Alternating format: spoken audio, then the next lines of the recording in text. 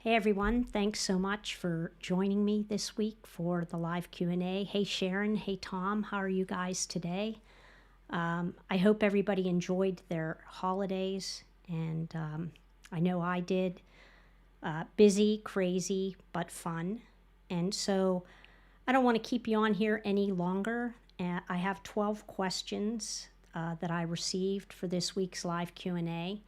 And so we'll go ahead and get started. If you're watching this on a replay, thanks so much for tuning in. I appreciate it. So let's go ahead and get started. So the first question I received was, how can I get rid of the home options in the control center?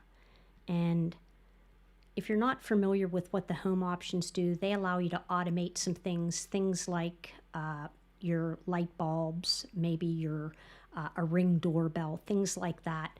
But if you were looking for the home controls, you want to come in to the control center. So you want to swipe down from the upper right corner of your screen and come into the control center. And right now you don't see anything because I have mine turned off. So what yours might look like would be something like this. Whoops, sorry. Let me get that out of the way. Boom. There we go.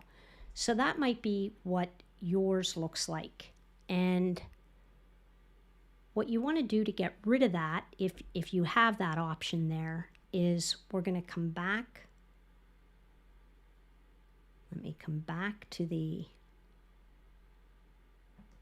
iPhone. There we go. To get rid of that, you're going to want to come in to the Settings app, and you'll want to tap on Control Center, and then you'll want to toggle this switch off that says Show Home Controls.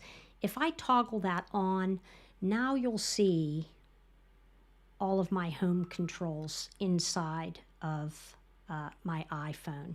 So what you want to do is just come into the control center and toggle off that switch, and your home controls will be gone. So that's the first question I received. So let's go ahead and move on to question number 2. I can't seem to access my voicemail. Is there a simple way? Yes. So let's come back to the iPhone, and if I come into my phone app and I go to the keypad, a really quick and easy way to access your voicemail is pushing and holding on the number 1 button, and it'll take you directly in to your voicemail. So let me hit end. Just push and hold on the number 1, and it'll take you quickly into your voicemail. So that's a quick and easy way to access your voicemail. Another thing is, if you're having trouble with your voicemail password, to change your voicemail password, come into the Settings app, make sure that you're on the main settings page, scroll down until you see phone, scroll towards the bottom, and you'll have an option there where you can go ahead and change your voicemail password. So let me swipe out of that, and let's go ahead and move on to the next question. What's the easiest way to take a selfie?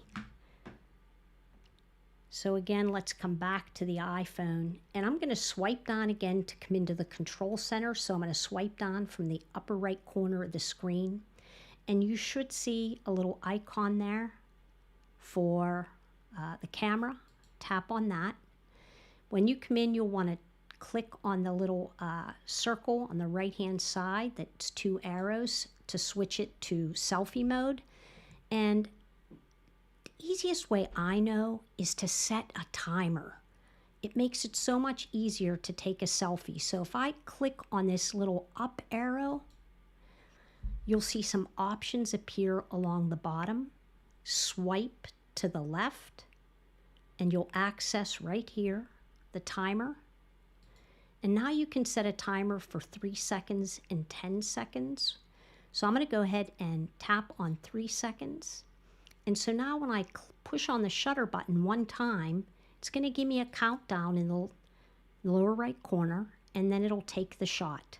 And then you'll see that the photo appears over in the left-hand corner here.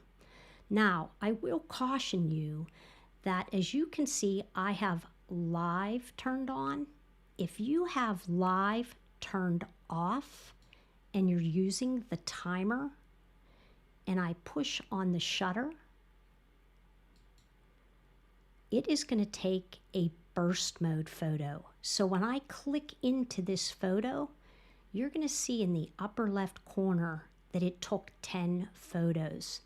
So you want to make sure if you're using, I'm going to tap on the arrow to come back to the camera. You just want to make sure that if you're using the timer and you only want to take one shot, because once the timer is on, every time you use it, it's going to use burst mode. So turn off, or I'm sorry, turn on live photos if you have that option, and then you won't get that burst mode of 10 photos right away. And then the next thing you want to remember is you want to remember to turn off your timer when you're finished using it, or every time you go to use your camera, the timer will be on. So I'm going to turn that off, and I'm going to swipe out of the camera. So that's the easiest way I know of to take a selfie.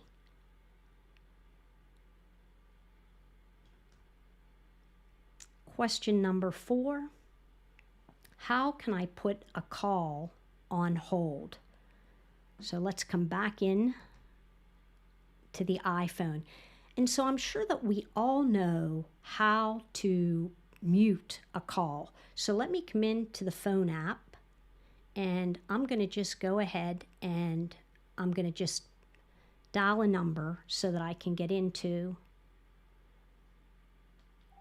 And you'll see that I can tap on mute, and that'll mute the call, but I can still hear the person on the other end.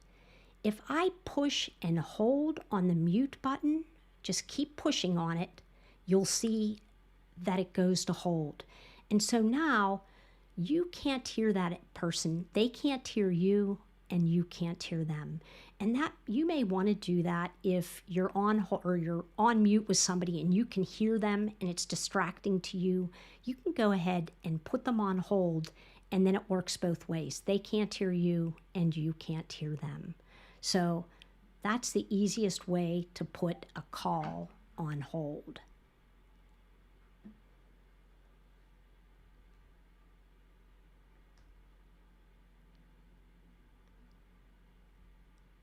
Question number 5, how can I block a number? Again, I don't know about you, but I receive tons of,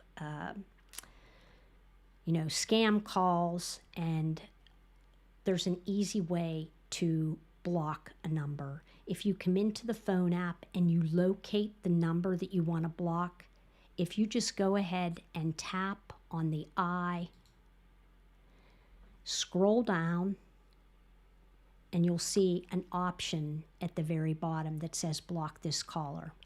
But you know scammers, they're just going to spoof another number and call you again another way. So you could be blocking tons of calls. But if there are specific numbers that you see are calling your phone all the time, that's an easy way to block that number.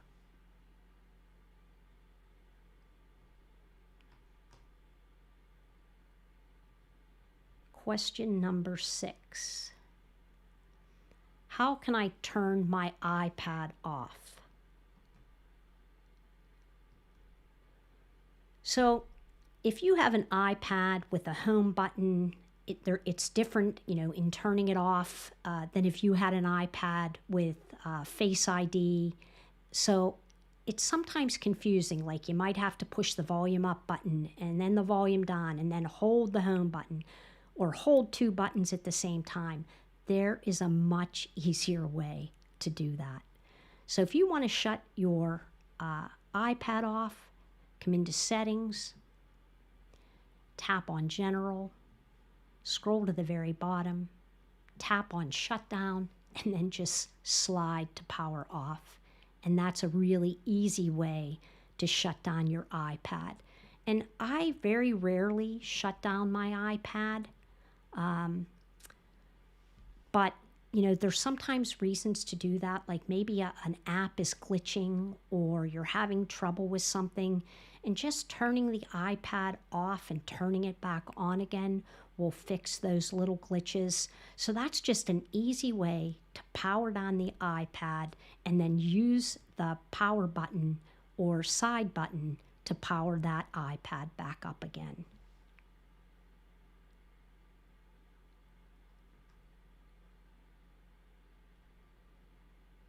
Question number 7. Sometimes I receive audio messages in iMessage, and when I go back to listen, they're gone. How can I prevent them from disappearing? So let me come into the Message app, and let me tap on that, and you'll see an audio message at the very bottom. And after you play the audio message, the default is that after 2 minutes, that audio message will disappear. But you can prevent that from happening. Sometimes when you play it, at the end, it'll come up and it'll say, audio message expires in 2 minutes, and then it gives you the option to keep that message. There's also an easier way to do that. But first I'm going to show you, if you want to create an audio message to send to somebody, if you tap on the microphone, you can dictate a message and it'll type it out for you. But if you want to send a true audio message, you just tap on this little blue icon here and push and hold on your microphone and begin to speak, and it creates an audio message. To prevent your audio messages from expiring, let's come out of Messages. Let's come in to Settings. Let's tap on Messages, scroll towards the bottom, and it says Audio Message, expire after 2 minutes. Tap on that, and then you can tap on Never. And then those audio messages will never expire. You will always be able to go back and listen to them again.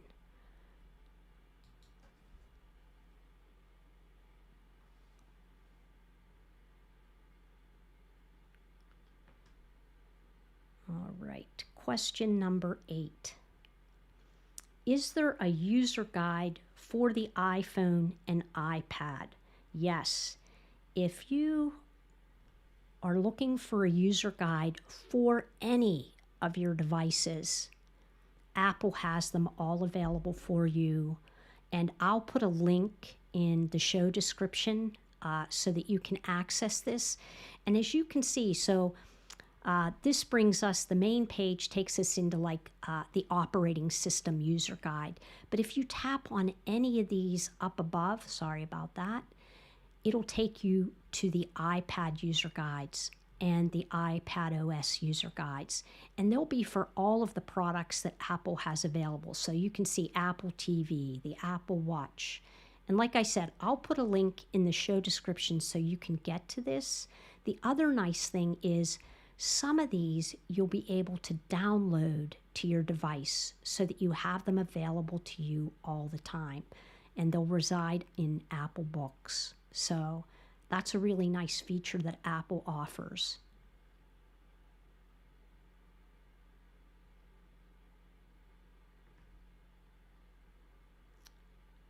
Question number 9. How can I stop receiving so many notifications? I love this question because we are inundated with notifications on our iPhone and iPad. And so to take care of that, you can come in to the Settings app, Let me go back to the main settings page. Locate notifications, tap on that. Now here is the notification display settings so that you can set them up and display them the way you want to. But if you scroll down to where it says notification style, these are all of the apps that are on your device. And as you can see, most of them I have notifications turned off because I don't want to receive notifications. The problem is that when you download an app from the App Store, as you're downloading it, a pop-up message appears and says, do you want to turn on notifications for this app? And most of the time we say yes, because we're not really thinking about that. And so then all of a sudden you're getting all these notifications from different apps. But you can change that by just coming into the notification area, finding the notifications that you want to turn off or on. So if I wanted to turn a notification on, I would come in, so I'll tap on Audible. I can tap on the toggle switch, and then it tells me, how do I want to receive these alerts in the notification center, on the lock screen. I can uncheck that if I want. Maybe I want to turn the sound off, and maybe I just want to receive badges so that there's a number on the app letting me know there's a notification. So you don't have to be inundated with notifications.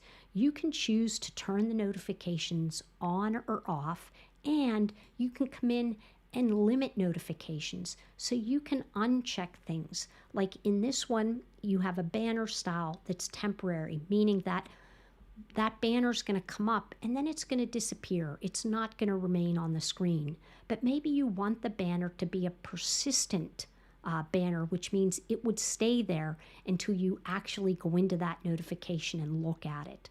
So there's a lot of things that you can do in the notification center.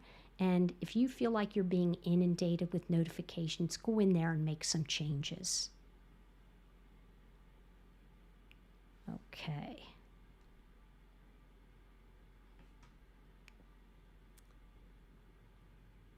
Question number 10. Is there a way to delete apps from my Apple Watch? Yes. And it's pretty easy. So I'm going to come back to the iPhone. I'm going to open up the Watch app. So you want to look for this app, or you can just type it in the app library. I'm just going to tap on it to open. And as long as you have My Watch highlighted in the lower left corner, and you scroll down, you're going to see a list, let me find it here, of all of the apps that are installed on the Apple Watch. So you can go through these apps, and if you tap into them, you have the option to remove them. So if I toggle that off, that app has now been removed from my Apple Watch. If you have a newer watch, they have plenty of storage, and so you really don't need to worry so much about that. But it may just be that when you look at the watch, there's so many apps, you can't find what you're looking for. And so maybe you just want to get rid of some apps. And that's an easy way to do it, is to just come into the Watch app, locate the apps that are installed on your Apple Watch, and remove some of them.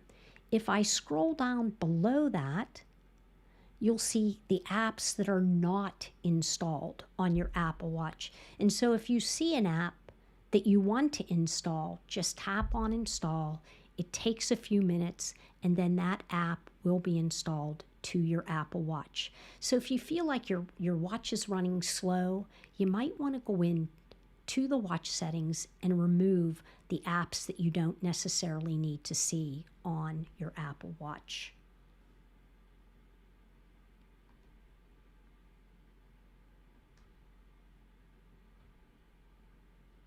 Question number 11. Whoops.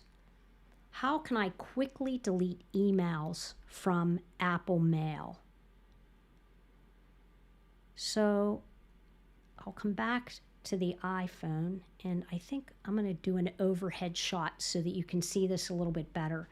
If I come in to the Mail app, let me hit cancel here. So this is what my inbox would look like. If I tap on Edit in the upper right corner, I have an option to select all. Now, I believe if you have greater than 50 emails in your inbox, I think it only selects the first 50, and then you have to keep selecting it. So you could select all and then hit, move to trash. But there's another way to do this. Maybe you don't want to select all, but you want to select a few at a time. If I just swipe down, you'll see that I can select a bunch with just swiping down with my finger.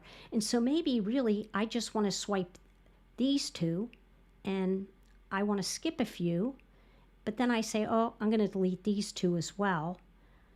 So this way you can kind of go through and pick and choose some of the ones that you want to delete.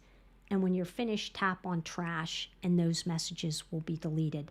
I really like this way because basically what I can do, I can just swipe and swipe as many as I want and then skip as many as I want and keep going back and forth. And it just makes it easier to select more than one or swiping one at a time, because if I swipe, I can delete just by swiping, but that takes a lot of time. I can go through and scroll with my finger and just make it a lot quicker to do it that way.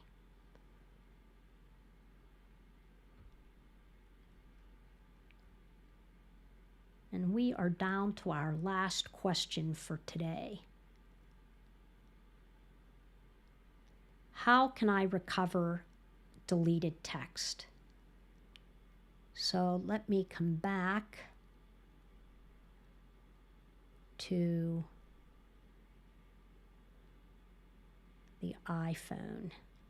There we go. And let me just block out something. So